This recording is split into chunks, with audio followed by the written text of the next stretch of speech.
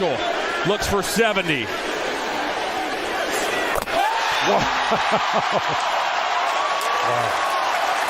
Wow. A sight to behold. He can't stop smiling, Brad. He has played just fantastic basketball. Wow. An ear-to-ear grin on that line, and there it is. Former Warrior. Play three.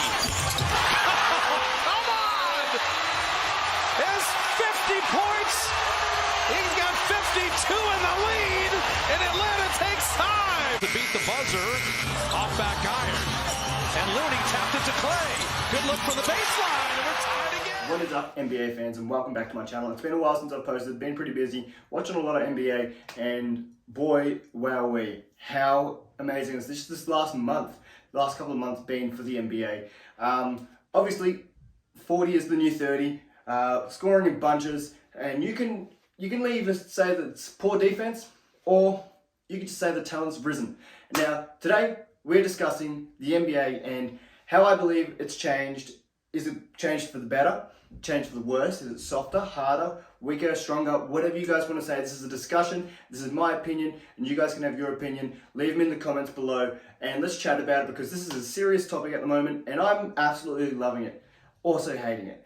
Big love-hate sort of situation, and I'm pretty sure you guys feel the same way. Now, like I said, 40 is the new 30. I believe there has been more 40-point games just in December alone than there ever was in 2013. Crazy, absolutely crazy, and I'm sort of loving it. I'm loving the high scoring. I'm loving the scoring in bunches. Players are getting their names in record books because you don't see that much anymore, especially going from the year 2000 on to 2015. You didn't see players hit franchise record numbers often, rarely. Very rarely. Even some teams don't even have that high of a scoring record. Still, we didn't see them meet their standards of getting their name up there. Which is cool now that you're seeing that, like Donovan Mitchell, 71 points, all-time leading Cavs single game record, which is amazing, absolutely amazing. And you never see it. Last time we saw it was Devin Booker hitting that 70, which was awesome. And before that was, I believe, Kobe Bryant. And here's a crazy coincidence. In the last 25 years, there's only been 3 70-point games, and they've all been done by shooting guards, and those 3 shooting guards were taken with the 13th pick. Coincidence? I don't know. So yeah, if you're looking for a shooting guard at the 13th pick next year, I'm sure you're going to have to go for it. Anyway, let's talk about it. Is the NBA soft?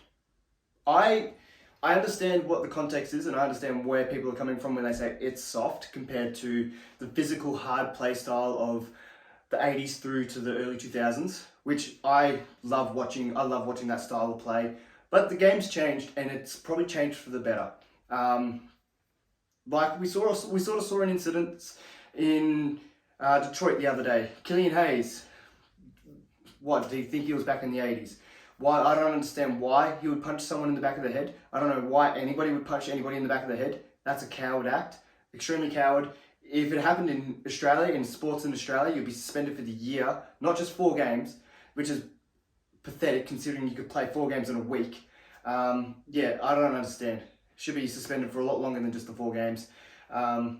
Anyway, it's crazy how we see like that used to be the hard. That's not hard. That's just pathetic. Standing up from like face to face, that sort of style back in the 80s and through to the early 2000s was tough. It was cool, but there's reasons why there's now sanctions and suspensions and all that sort of stuff because of that style. We don't need it in basketball. Basketball, yes, it's contact, but there is whistles and all that sort of stuff. But like, yes, it's contact, but it's not physical. It's not physical. We don't need it to be physical. We're here for the talent. We're here for the skill-based players and just all-round team efforts for scoring and playing in bunches. And it's an 82 game season. It's a long season. We don't need that sort of stuff. Injuries cause of it. It's ridiculous. So yeah, let's go into this thing. How there's the debate where LeBron would dominate in the 80s, Michael Jordan would dominate in the now games, sort of situations. If they were to swap, if LeBron was drafted in the late 80s and Michael Jordan was drafted in, say, the 2010s, I believe both players would thrive. Now, mainly because, yes, the defenses have changed. how everyone's just sitting on the 3-point line now. Jordan would literally just walk straight through everyone and dunk it. But people saying that he's going to average 40 a game in today's league, possible. We never know.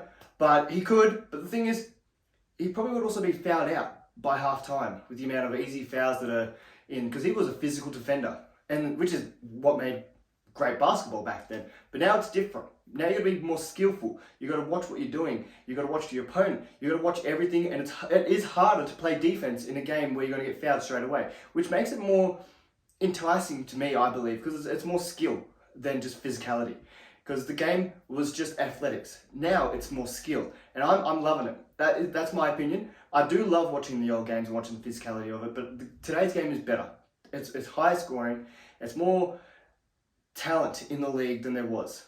Like, people say Jordan was playing against farmers, which possibly true, but then people saying LeBron wouldn't last in Jordan's league if he was playing against farmers.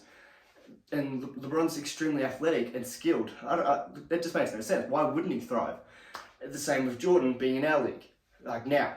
Crazy. Anyway, how good is it? How good is the scoring? I'm loving it. Are you loving it? Hit that like button if you are. Extremely happy with how today's game is going with talent-wise. Klay Thompson hitting 54 points, 10 made threes. He probably had like very little dribbles as well because he barely dribbles the damn ball. But he's a straight scorer and I love it. He didn't take 20 free throw attempts like Donovan Mitchell, but that doesn't matter. He doesn't need to take he doesn't drive, he shoots, he scores, he does everything he needs to do for his team, which is amazing. LeBron doing his thing, he's averaging such a high score for such, like, he's 38. The man is 38 and he's still dominating. I'm mind blown. I don't even think I'll be able to bloody walk, let alone fucking do what he can do. It's crazy. Now, I'm loving it. Scoring is crazy. Rebounding is an interesting touch because rebounding, you'd think with more shots up, there should be more rebounds. But I'm surprised the rebounding hasn't been crazy. Like, it has actually been quite crazy, but it's not as crazy as it was back in the 60s. But I'm not too fussed about that. Assisting has been pretty cool, but that hasn't changed much. More players are averaging more assists, which is pretty cool. But yeah, it's not just one player being the ball dominant assisting player, as there used to be back in the day. So that's going to be interesting to see. And all-time scoring records are going to be interesting. Like, Luka's going to be up there. Luka's going to be up there because, especially if they don't give him any help, he's going to be up there as probably chasing down LeBron's, because it's going to be LeBron at the all-time scoring list. Yeah, Luka will be up there. KD's going to be climbing up there. He's going to break the top 10 by the end of this season. Everyone's putting up scores. It's pretty cool. I'm loving it. I hope you're loving it. If it is, hit that like button. Anyway, that's enough for me. What do you guys think? Drop your comment below. I'm here to chat. I absolutely love this sort of stuff. I'll see you guys in the next video. And yeah, peace.